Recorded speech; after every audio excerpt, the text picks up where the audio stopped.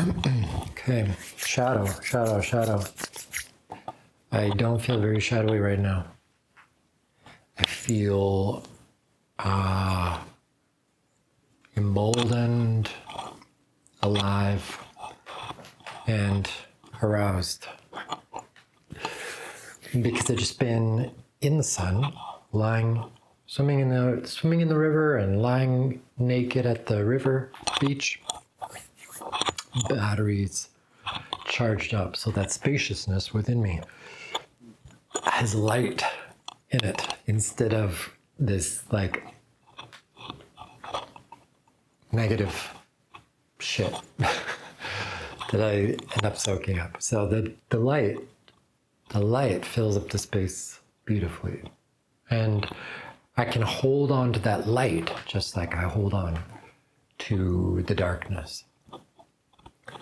And the darkness, the light drives out the darkness. The light takes up the space that the darkness was holding. And what it does is it allows me to see all the stuff that was the darkness, all the debris that was in that murky water. But now it's just what it is. It's not mysterious. It's not scary. It's actually inspiring. It's almost like when you're going down the street and you find something interesting, some weird piece of metal or you find something, you're like, oh, I could make that into a piece of art. Maybe not everybody thinks like that, but I do. I like finding, I even like finding discarded clothing, not in the city. It's usually like more somewhere else where it's not filthy. Maybe it's just wet and you just have to launder it or whatever. But I've found a bunch of great items of clothing. Like the best sweater I've ever had was something that I found in the bushes. And even when I found it, it didn't smell bad or anything. It was like in perfect condition. I did still wash it. It had a little bit of dog hair on it. Anyways, I'm feeling juicy today. I'm feeling good.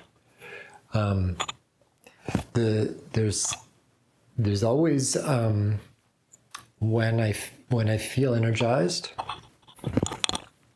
there's always some stuff that brings up some agitation and it's like pushing that ceiling. It's pushing through the areas of resistance and discomfort. And so there's like, oh, I should be doing something now. There's definitely once I feel charged up, there's like, I want to do something. And it doesn't, I want to have an orgasm. I want to party. I want to be outgoing and doing things. And this can get me into trouble, and this can be, I know it can be irritating for other people sometimes, because maybe I just pick at them, or maybe I just maybe I just jostle them a bit. Maybe I wrestle with them and stir them up a bit if we're not doing something. But like the best thing would be, it's like, let's go for a hike, or let's have sex, or let's do something that like a lot of energy can flow, and somebody to like be as excitable as I am and wanting to do something, you know. Go for a drive, go for a hike, have sex. Feel ourselves, feel our aliveness. So that's what I'm feeling right now, and no activity partners, which is kind of irritating. But I think that it's interesting, the activations that occur, and it's like, I'm not tired. No, that is energy going through a channel that has some congestion in it. That yawning is a nervous system attempting to repattern itself, to reset itself,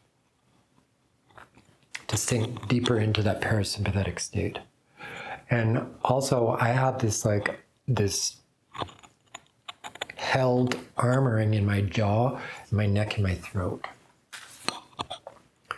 And I believe this is related to my chironic wound, because the chiron is in the third house. My chironic wound, I believe, is emphasized in my chart. It's quite important to who I am. Having Chiron conjunct my sun by 1 degree, it means that's kind of a big deal in my life, is Chiron. It's in the same sign that my sun is in. It's in the same house that my sun is in. And that house, the third house, is our voice. It's our mind, but it's also the air perturbation. And so anybody that's kind of hearing our voice is in a near proximity. And this is what the third house is.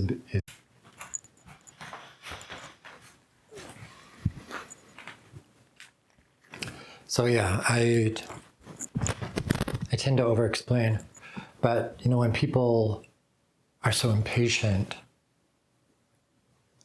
that they're not willing to allow me that, and they say something like, get to the point, it speaks volumes about them.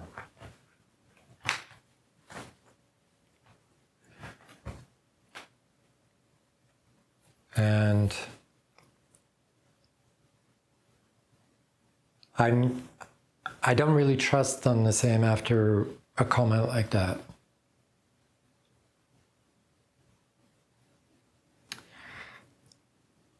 So then I don't disclose to them.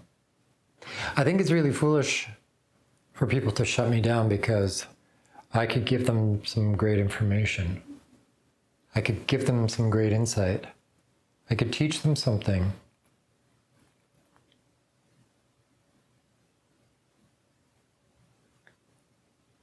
But people think they've got it all figured out.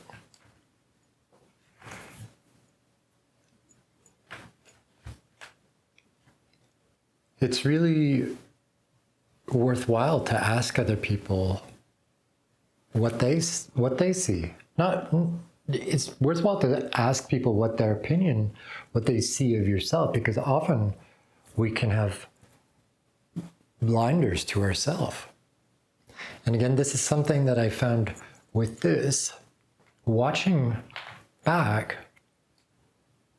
recording of myself, where almost being like somebody else, like so surprising in a way that I almost don't recognize myself. And that's quite an interesting thing. It's kind of startling, and I think it's good. I think it's quite useful. It's confrontational, but I think very valuable.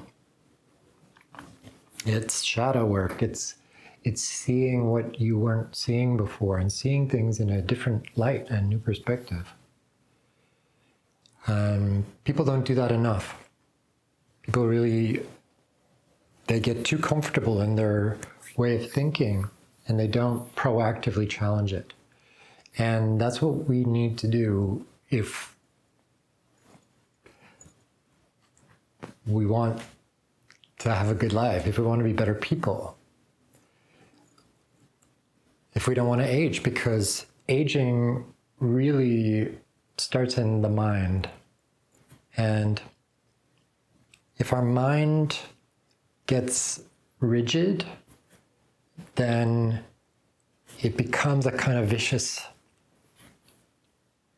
downward spiral.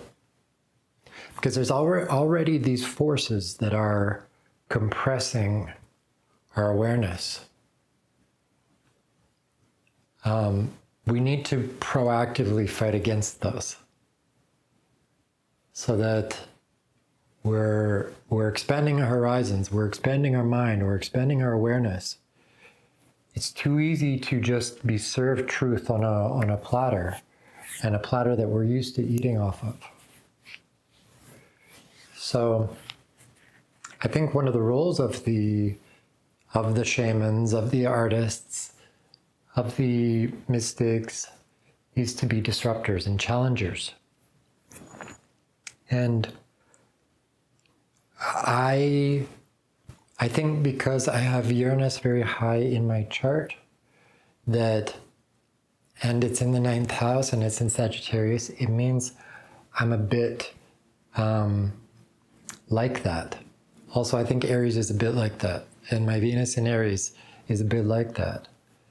And having Mars and Saturn in the 7th house means I'm a bit like that with people.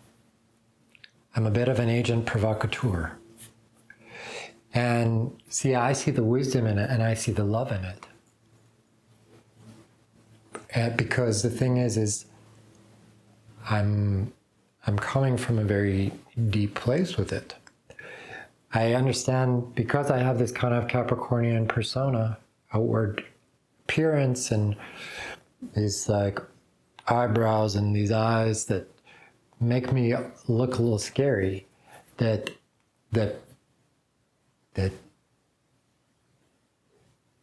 it comes across in a scary way sometimes. My mistake has been trying to soften that and try and be apologetic for that. I realize this has actually been a grave mistake. I was conditioned this way. I was trained to be this way. But I also, I'm a 50-year-old man now. I've long time it's been my domain to shape myself. So it's a bit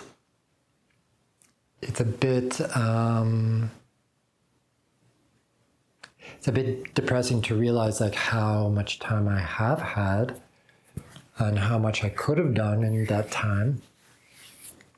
But this is the way it goes, and it's about the journey. It's not about the destination.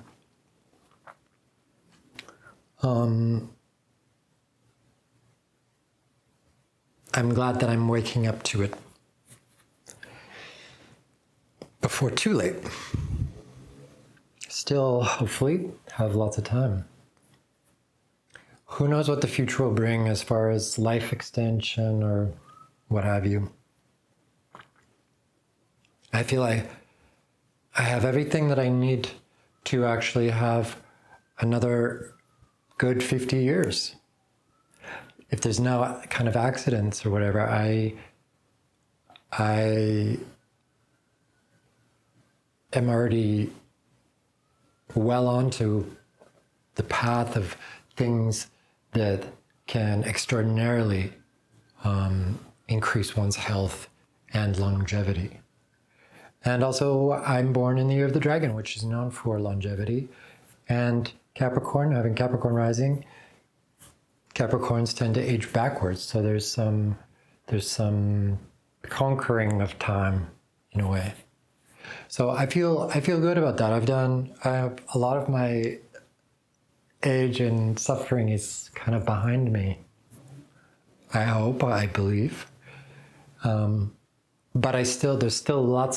there's that enthusiasm and energy needs to be applied, because that's all the previous wasted time needs to be as rocket fuel for the remaining years, because those will be my golden years, my best years, I believe. As Capricorn style, climbing up higher and higher in ability and experience and knowledge and vision and success. So my shadow side today is my excessive exuberance, which is what is closer to the bone. It's closer to the bone with me is my exuberance, and it even being reckless and too much for people. And that's what the shutdown that covers it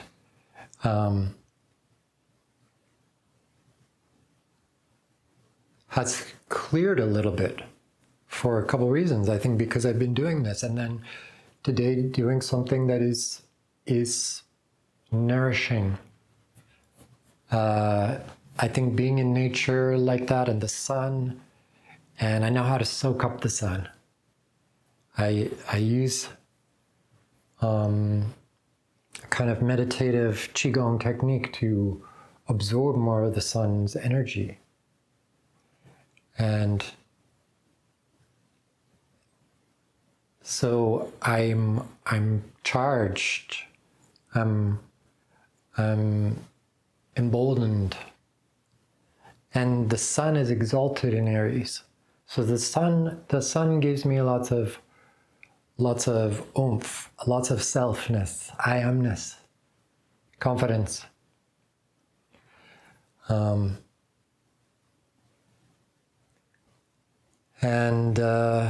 Yeah, my intention is that it's the seed planted on this new moon, well, yesterday, and Virgo's hands in the earth planting this intention of continuing this path of self-development and shadow work, public shadow work, and sharing myself with the world, and being willing to be vulnerable and facing my fear and not stopping. Just one foot in front of the other, just presence from where I am now, without a lot of efforting, without a lot of